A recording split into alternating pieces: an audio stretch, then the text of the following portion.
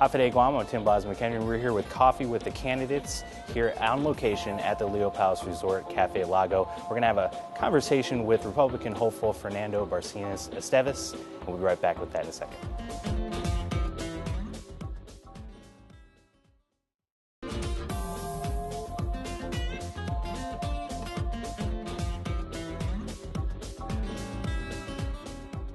All right, everybody, welcome back to Coffee with the Candidates. Thanks for joining us. Today, we're going to talk to Fernando Barcinas Esteves, a Republican hopeful for senator, and we're just going to kind of get to know a little casual conversation. Welcome, Fernando. How are you? Half a day, Tim.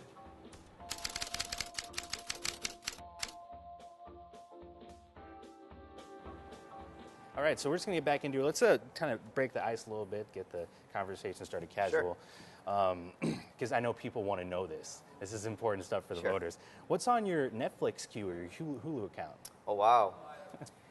So on Netflix, I currently have Marco Polo and Orange is the New Black. Oh, two very popular shows. I have to play catch up. If you had to pick between one or two, what's your favorite one on that? Marco Polo. Marco Polo? Yeah, it's interesting. Right. Now, I know this is a very general question, but it's a tough question too. What's your favorite music genre and song? Oh, wow. Honestly, it's probably between reggae and I actually like country music a lot. That's tough. You know, I come from a family of musicians, so you know, I probably couldn't answer that. What's your go-to song? What's on your iPod right now, or your iPhone, or your? What was on my iPod coming over here was Chamorro music. Nice. Memorias Hunuagu by KCDOG. Oh, that's great. Yeah. All right. And what do you do for leisure or fun? What does Fernando do on his off time? You know, I work a lot. I do like to study up on things, history, current events, but primarily what I do, you know, I try to find fun in everything, but what I do is try to spend time with my wife. So, you know, actually the best nights are when we're just playing catch up on Netflix or Hulu, you know, and kind of just tune out the world, but unfortunately can't. Exactly. It all comes full circle. Well, speaking of current events, let's get right into the current events, because I know a lot of people want to know about what your platform is and what you're going to kind of bring if you are elected. But first question, very general question, why are you running for office?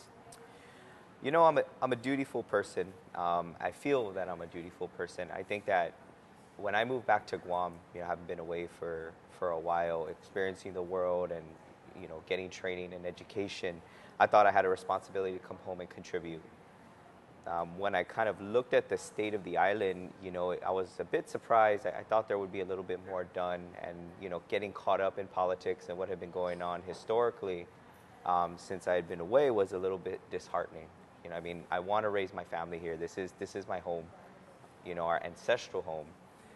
So part of why I'm running really is to contribute to that and bring the knowledge and experience that I've developed and received in my time away, and try to use that to help the situation within the legislature, kind of end some of the stagnation. Well, speaking of experience, I know people want this very important question, especially for prospective politicians, but what is your education and experience that you believe will help you to create public policy and write laws, legislation, basically? Sure. So I graduated from Southern High School. I think like many individuals, you know, who didn't have many other options, you know, I was forced to join the military, which was during a time of war in 2003. In terms of education, you know, when I was in college, I was the time I spent, I was studying towards my major in health sciences. My original plan was to become a physician assistant, potentially a doctor or something within the healthcare field. My mainstay within the Army, which I did 10 and a half years, was as a combat medic. So I've worked, you know, primarily my bread and butter was pre-hospital, but I've worked clinical, hospital, and hospital. But it's important to remember, though, as a combat medic, we do both healthcare and administration. So I think I bring that to the table. Well, with your background in healthcare, I mean, maybe healthcare would be an important issue to you. What other issues are important to you in terms of if you do become a senator? Well, as a disabled combat veteran issues are of course a huge issue for me. And I think my experience in the bureaucracy at the federal level, I think, puts me in a position to work well with the executive branch of the island in terms of how we look at policy, cooperative oversight with agencies for a better solution that's going to benefit everyone. Okay. Some of the hot topics that are out right now, one of them is minimum wage. Yes. Are you for or against raising the minimum wage? Well, first, I just want to kind of really kill, I guess, the way the question is written. I don't think, I'm not for or against anything in particular when it comes to minimum wage. I think it's something we need to look at, and we need to pick the best solution. I take a stance that, yes, there does need to be some changes, but right now I won't move on it until the economic impact study is done.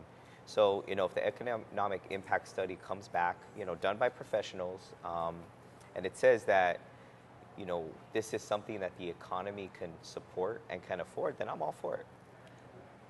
But if it doesn't, then I have to take the stance that we need to develop the economy more in order to support that.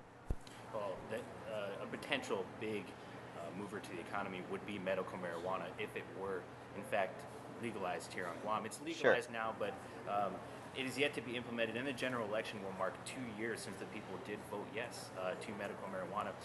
What do you need? I mean, what do you think needs to be done about medical marijuana? Should it be implemented the way that it was first voted for? Do you believe in a change? And if so, what do you think needs to be done to ensure it's implemented soon?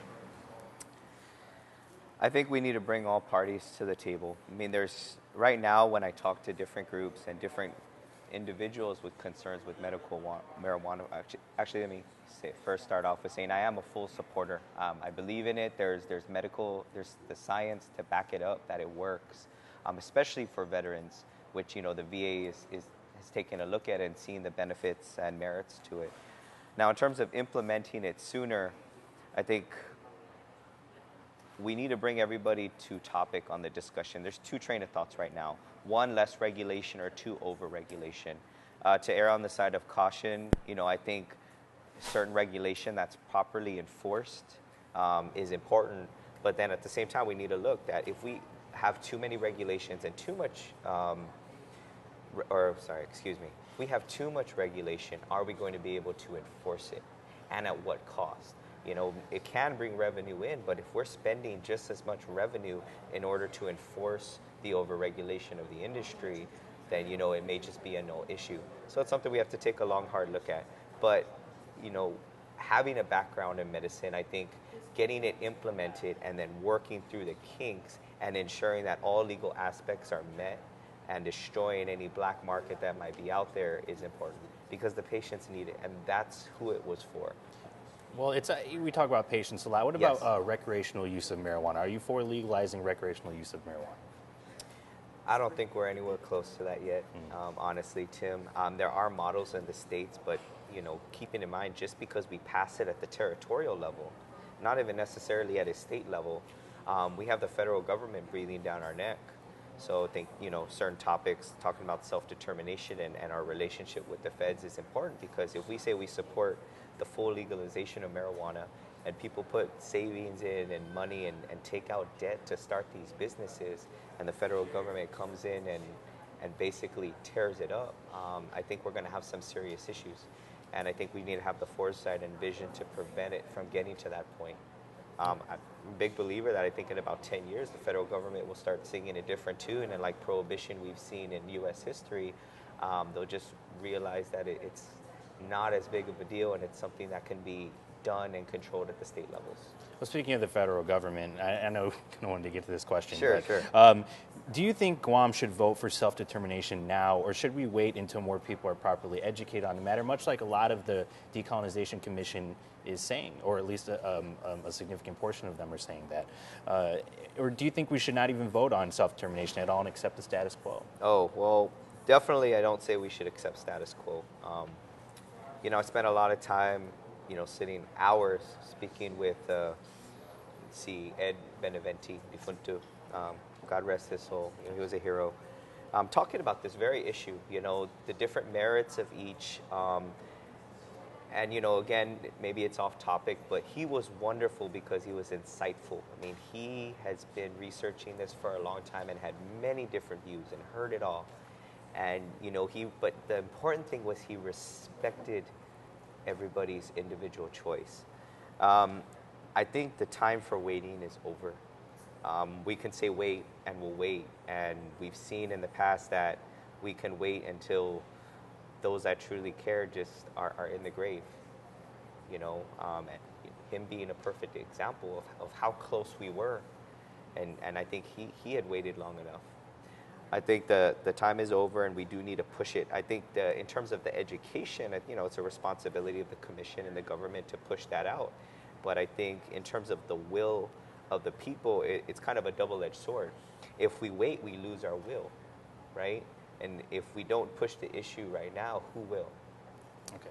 Well, that naturally leads to the next question, Yes. which would be, if you were to vote for self-determination, which would you choose? And you don't have to limit yourself to the three, which is free association, independence, or statehood. If there's another choice that you think would be good, but what's your feeling on that? As if you were. Yes. So I'm still educating myself. I mean, I'm a bit torn, truthfully. I mean, I think I do want to ensure, and part of what I do and why I'm running is kind of to dispel the myth that we can't do it on our own and we can't be independent. And that's why it's important for me to be in government, to try to help build trust back into the executive branch where it may have been lost, so that people aren't voting out of fear. And that's my biggest thing. And that's honestly what keeps me up at night is how do we have a better government? Not saying that it hasn't seen any improvements, but how do we have a more professional government? Always seeking self-improvement that the people can trust in and say, okay, we can trust them to move us into the future with independence. So I haven't given a lot of thought into what my individual answer is. But then speaking about statehood, you know, there's merits to that. But one of the big issues is if we go into statehood, when we talk about eminent domain, I think we lose all potential opportunities to negotiate over the land use on the island. While, you know, it does maintain we keep our citizenship, I don't necessarily think that it's going to improve the living conditions necessarily, or I guess the livelihoods of individual. I mean, we already see a lot of federal monies coming into the island, and I think we use it towards what we feel as a government and as a people we need to use it for. But when we talk about statehood, we have to keep in mind we'll have to start paying federal taxes. Well, Mr. Stevis, if you're still educating yourself, Yes. And you know they're getting to a point where November elections would be when you would push for the plebiscite. Mm-hmm. Do you think that a little more time needs to be given for the education, or do you think you're going to be ready by November? Oh, I'll be ready by November. Okay. And I think it really is an individual choice, and I think people should educate themselves up towards the end. You know, people are going to vote how they want to vote, and I don't think necessarily giving them more time is going to help that. I think advocates for either determination need to come out and educate and talk about the merits as part of the democratic process. Mm-hmm. But just general education on what it's going to entail is important. Okay. But right now I'm pretty torn between free association and independence. But if we were to look at statehood, Mm-hmm. I think looking at a model that the Native Americans use, because we are an indigenous, colonized, Right. occupied people, as far as I'm concerned, in all definitions of the term. Okay. Well, it was a pleasure talking to you today, sir, and I hope that it came across at least as well as it did during this conversation, so to the voters. But we're going to take a quick break, and when we come back, we're going to speak to another senatorial hopeful, Barry Mead.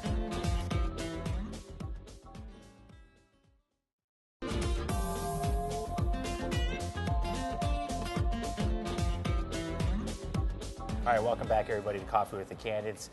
We're here right now with Mr. Barry L. Mead, who is a Republican senatorial hopeful. Mr. Mead, welcome to the show.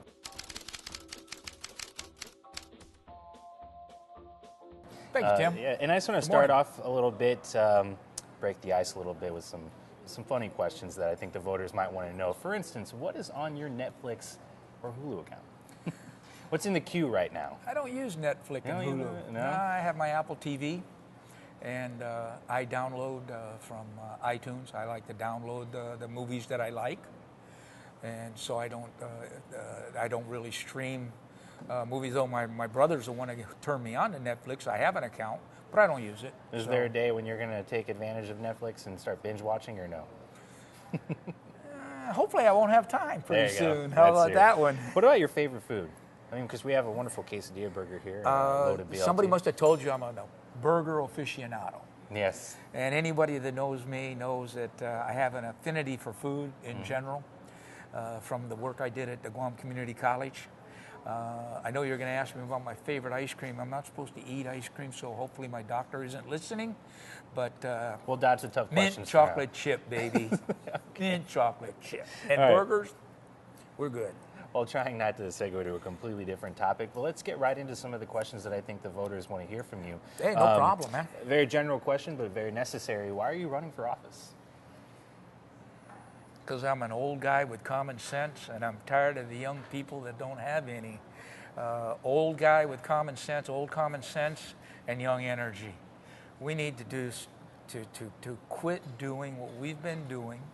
We need to quit, as the newspaper suggested this morning, we're leaving our kids with a lot of debt. We're up to over $9,000 per person per capita on the island. We're gaining on Puerto Rico fast. And the outcome of Puerto Rico is they didn't get any money. If anybody thinks the feds are bailing them out with money, they're not. They're sending financial advisors to Puerto Rico to run their finances. Imagine right now we have turmoil with the receiver with the dump. Well, I don't have turmoil, but there's turmoil there. We have DOE in their budget request wants additional funds so that they can get rid of the third-party fiduciary persons. And having been on the Board of Education, the third-party fiduciary is $4 million a year we don't need to spend. So because of those reactions, how would the island react to having federal financier people on island to manage the finances and not have it be the governor and the legislature? Well, that seems sort of like a public policy legislation issue. Like a lot of these issues are going to be solved that way, especially if you do become elected senator. But what kind of education experience do you have that you believe will help you to create public policy and laws for these types of issues that you just described? I have regular college. I have a Bachelor of Science in Business Management with a minor in Economics. I have an Associate of Arts degree with a minor in Finance. So I have some educational background. I was an instructor of economics at the Guam Community College, teaching Introduction to Economics. And I always told my students that Guam is an excellent place to study economics. We are affected by the Japanese yen. We get a lot of products from Korea. The Jones Act really hampers the island in how we get products and where we get them from. So having worked at the Department of Commerce in the Business Overseas Affairs Office, having been, I always believe that when you teach things, you learn more. So I have that. And having been on the education board, I got a real education. So I think those things will all help me out. Well, what issues are most important to you? And what are the most important issues that you are looking to tackle? Well, one of the things is I have two foster sons, and they've been with me for over 14 years. And through that time, we've always had to, when we had medical issues, we had to get a pre-authorization from CPS, but they were on Medicaid. And there are very few pediatricians on Guam that accept Medicaid. And my question to that is why? We have such a high population with over 70% of our children in public schools qualify for free and reduced meals. That's why we have 21 schools this last year that had free breakfast, free lunch for all the students. Well, that tells me that those same children are most likely on Medicaid or MIP. And to have that many pediatricians not accept Medicaid is just horrendous to me.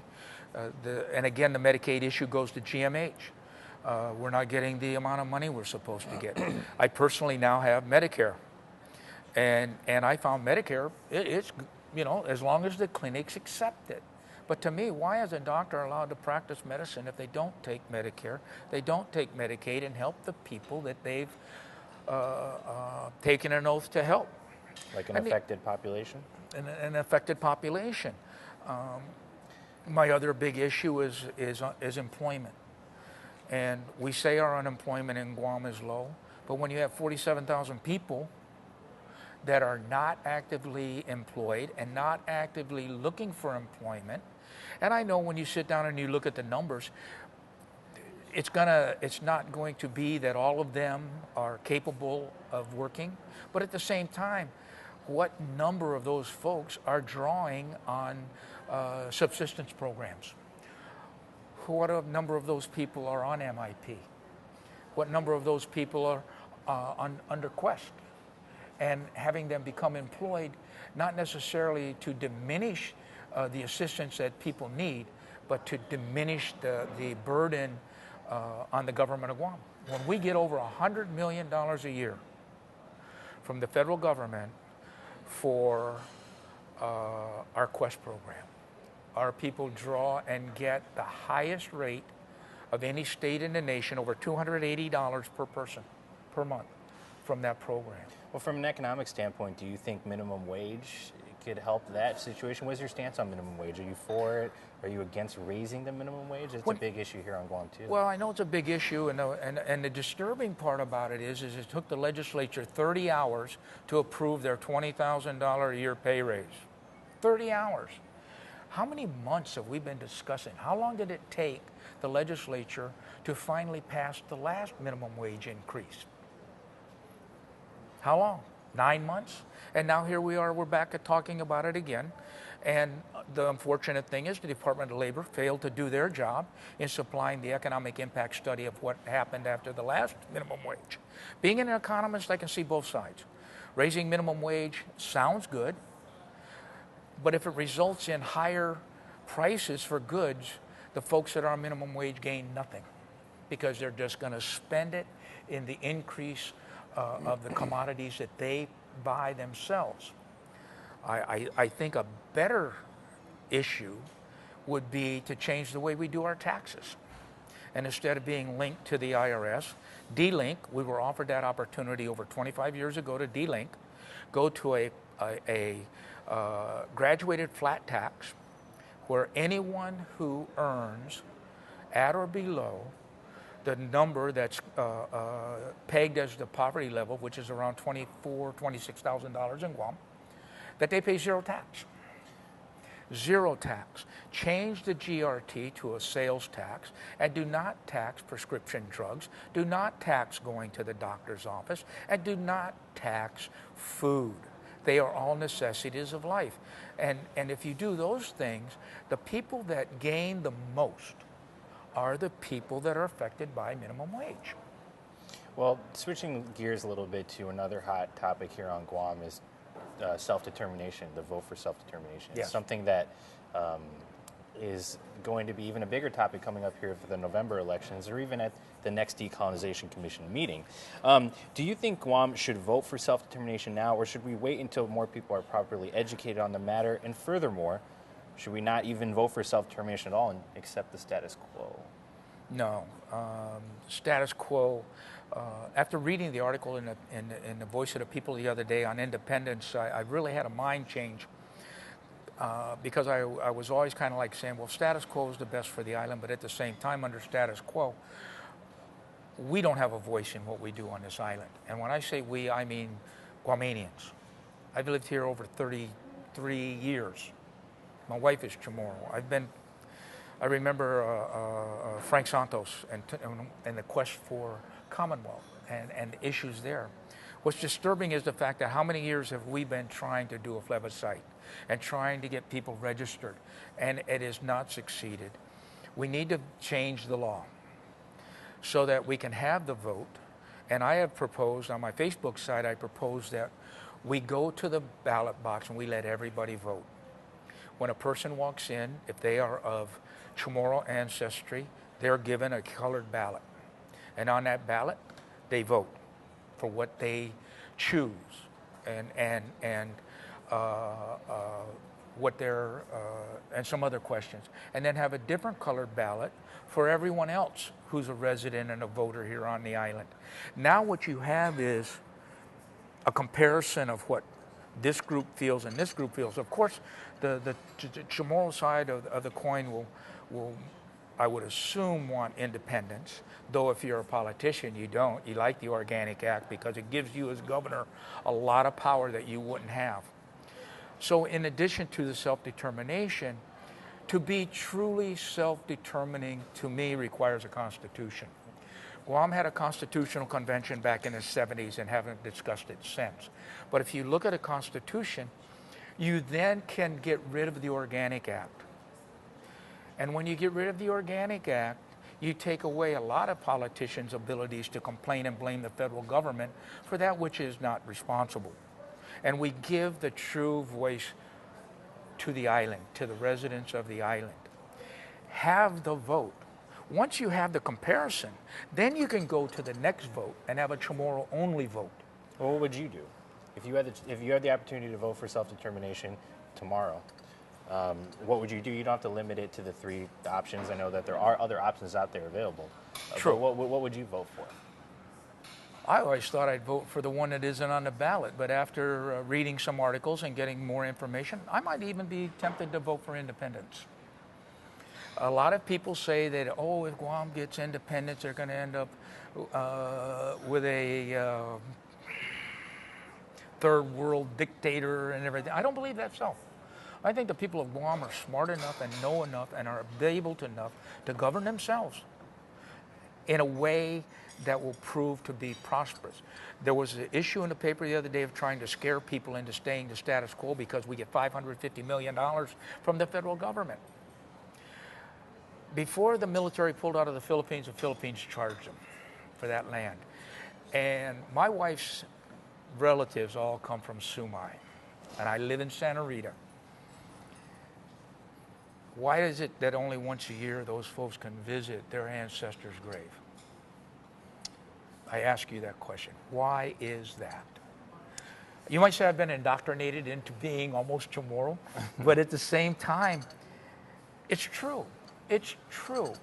Well, we appreciate your time. I'm sorry we're going to wrap this up. Oh, right on. Thank you. I appreciate you coming on here, and I hope that your issues are able to come across to your voters. So. Appreciate the time. So Thank you for the coffee.